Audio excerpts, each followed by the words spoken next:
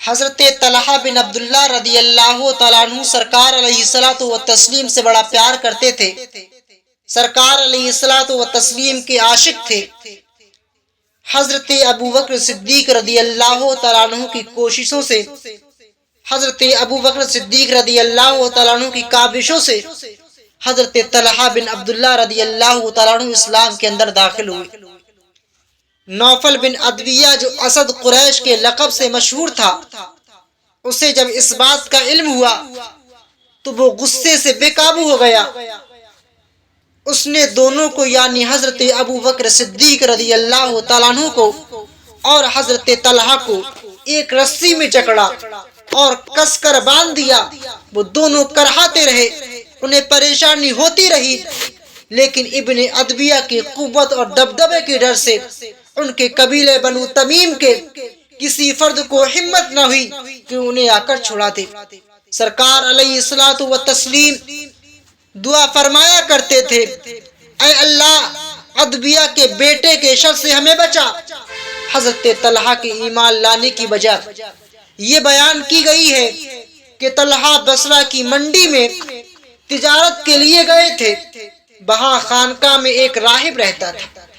اس نے اپنے لوگوں کو کہا کہ دریافت کرو کہ بیرونی تاجروں میں کوئی حرم کا تاجر بھی آیا ہے۔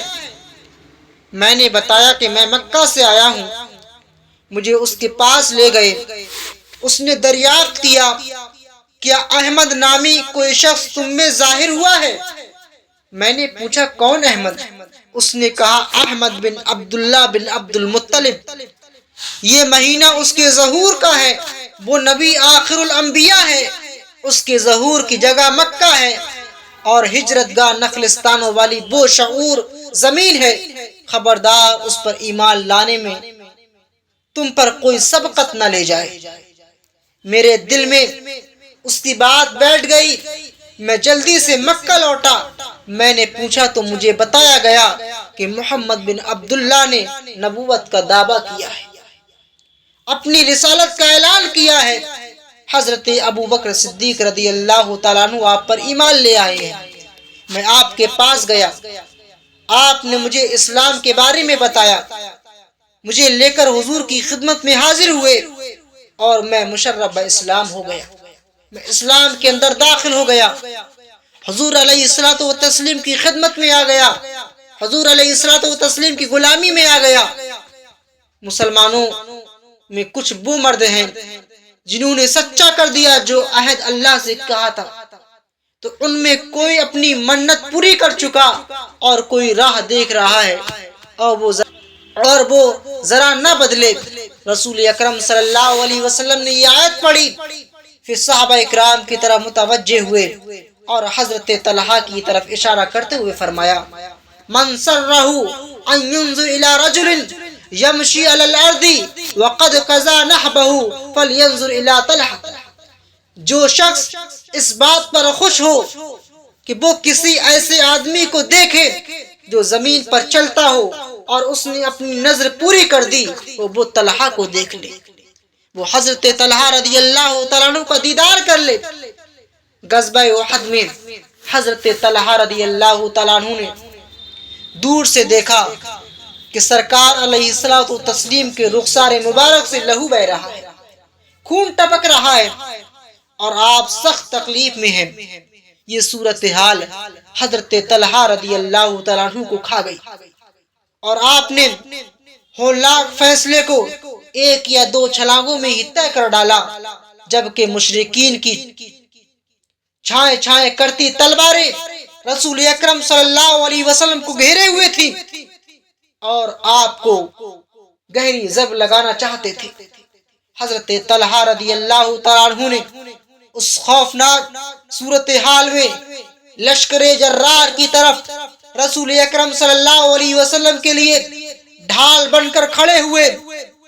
آپ اپنے دائیں بائیں بوٹیاں اڑانے والی تلوار کے بار کر رہے تھے۔ آپ نے دیکھا کہ رسول اکرم صلی اللہ علیہ وسلم کا خون بہ رہا ہے اور آپ کی تکلیف بڑھ رہی ہے۔ آپ کو سہارا دیا اور اس گڑھے سے باہر نکالا جس میں آپ کا پاؤں پھسل گیا تھا۔ آپ اپنے بائیں ہاتھ اور سینے سے رسول اکرم صلی اللہ علیہ وسلم کو سہارا دیتے ہوئے محفوظ مقام پر لے جا رہے تھے، ساتھ ساتھ اپنے دائیں ہاتھ سے تلوار بھی چلا رہے تھے۔ ایک ہاتھ سے تلوار چلا رہے تھے، ایک ہاتھ سے سرکار علیہ الصلوۃ والتسلیم کو کاندھا دے رہے تھے، سہارا دیتے ہوئے محفوظ مقام پر لے جا رہے تھے اور ان مشرکوں سے لڑ رہے تھے جو رسول اکرم صلی اللہ علیہ وسلم کو گھیرے ہوئے تھے۔ حضرت عائشہ صدیقہ رضی اللہ تعالیٰ عنہ فرماتی ہیں، جب احد کے روز کا ذکر کیا جاتا ہے تو حضرت ابو بکر فرمایا کرتے تھے، یہ دن تو سارے کا سارا طلحہ کا دن ہے۔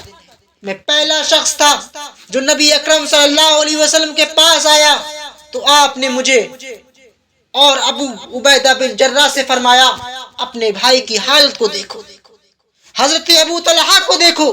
ہم نے دیکھا تو طلحہ کے جسم پر نیزوں اور تلوار اور تیروں کے 80 کے قریب زخم تھے، ان پر اتنے تیر برسائے گئے تھے، ان پر ایسی تلواریں چلائی گئی تھی، 80 کے قریب زخم ہو گئے تھے، ان کی ایک انگلی بھی کٹ گئی تھی، پھر ہم نے ان کی مرہم پٹی کی۔ حضرت طلحہ تمام غزوات میں اگلی صفوں میں ہوا کرتے تھے۔ آپ اللہ کی رضامندی اور پرچم رسول اکرم صلی اللہ علیہ وسلم پر قربان ہونا چاہتے تھے۔ اسلام لانے کے بعد حضرت طلحہ مسلمان جماعت کے وسط میں زندگی گزارنے لگے، عبادت گزاروں کے ساتھ اللہ تعالیٰ کی عبادت کرتے رہے اور مجاہدین کے ساتھ جہاد فی سبیل اللہ میں مصروف رہے۔ بھائیوں کے ساتھ مل کر اپنے بازو سے اس نے دین کی بنیاد مضبوط کرتے تھے۔ جو دین اس لیے آیا تھا کہ انسانیت ساری کی ساری انسانیت کو اندھیروں سے نکال کر روشنیوں کی طرف لے آئے۔ جب آپ رب کا حق ادا کر لیتے تھے پھر زمین میں اللہ کا فضل تلاش کرنے کے لیے نکل جاتے تھے اور اپنی منافع بخش تجارت میں مصروف ہو جایا کرتے تھے۔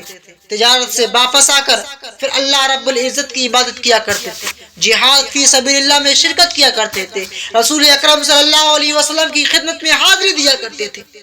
حضرت طلحہ رضی اللہ تعالیٰ عنہ بہت زیادہ دولت مند اور اہل ثروت مسلمانوں میں سے تھے۔ آپ کی ساری دولت و ثروت اس دین کی خدمت کے لیے وقف تھی، جس کا علم آپ نے رسول اکرم صلی اللہ علیہ وسلم کی معیت میں اٹھا رکھا تھا۔ آپ اس دولت سے بے حساب خرچ کرتے تھے، اللہ تعالیٰ بھی آپ کی اس دولت میں برکت عطا کرتا تھا، آپ کی دولت کو بڑھا دیا کرتا تھا۔ رسول اکرم صلی اللہ علیہ وسلم نے ان کی جود و سخا کو مزید بڑھانے کے لیے آپ کو طلحہ الخیر کا لقب دیا، طلحہ الجود کا لقب دیا، طلحہ الفیاض کا نام دے رکھا تھا۔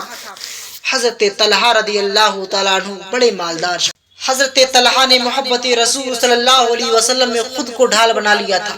جنگ احد میں حضرت طلحہ بن عبداللہ کے جسم پر 57 زخم لگے تھے، ایک ہاتھ بھی کٹ گیا تھا۔ اسی دوران اللہ کے رسول صلی اللہ علیہ وسلم زخمی ہو گئے تھے۔ حضرت طلحہ نے دیکھا تو اسی حالت میں گڑھے میں کود گئے اور اپنے سینے سے رسول کو لپٹا کر گڑھے سے نکالا۔ ہمارے نبی کی 4 دانت بھی شہید ہوئے، ہمارے نبی کے 4 دانت بھی شہید ہو چکے تھے۔ پیشانی پر گہرا زخم تھا جس کی وجہ سے خون بہ رہا تھا۔ حضرت طلحہ نے پیٹھ پر رسول اکرم صلی اللہ علیہ وسلم کو بٹھا لیا اور پہاڑ پر چڑھ گئے تاکہ دشمنوں سے بچا سکے۔ جب بھی کوئی تیر دشمن کی طرف سے آتا اپنے جسم کو ڈھال بنا لیتے تھے، حضور کو نہ لگنے دیتے تھے۔ اللہ کے رسول صلی اللہ علیہ وسلم پر غشی سی طاری تھی، لیکن جب بھی ہوش آتا تو فرماتے کہ طلحہ تم پر جنت واجب ہو گئی، طلحہ تم پر جنت واجب ہو گئی۔ حضرت انس رضی اللہ تعالیٰ عنہ فرماتے ہیں احد کے دن لوگ نبی اکرم صلی اللہ علیہ وسلم کے قریب سے ادھر ادھر منتشر ہونے لگے۔ ابو طلحہ رضی اللہ تعالیٰ عنہ اس وقت اپنی ایک ڈھال سے رسول اکرم صلی اللہ علیہ وسلم کی حفاظت کر رہے تھے۔ وہ بڑے تیر انداز تھے، خوب کھینچ کر تیر چلاتے تھے۔ چنانچہ اس دن 2 یا 3 کمانیں توڑی تھی حضرت ابو طلحہ رضی اللہ تعالیٰ عنہ نے۔ اس وقت اگر کوئی شخص شرکس لیے ہوئے گزرتا تو آپ صلی اللہ علیہ وسلم فرماتے تیر ابو طلحہ کو دے دو۔ رسول اکرم صلی اللہ علیہ وسلم صورتحال کا جائزہ لینے کے لیے دیکھنے لگتے۔ ابو طلحہ عرض کرتے اے نبی اللہ صلی اللہ علیہ وسلم، میرے ماں باپ آپ پر قربان، نہ جھکیے کوئی تیر نہ لگ جائے، میرا سینہ آپ کے سینے کے لیے ڈھال ہے۔ حضرت انس بن مالک رضی اللہ تعالیٰ عنہ روایت کرتے ہیں کہ ہم نبی اکرم صلی اللہ علیہ وسلم کے ساتھ اسفان سے واپسی پر تھے۔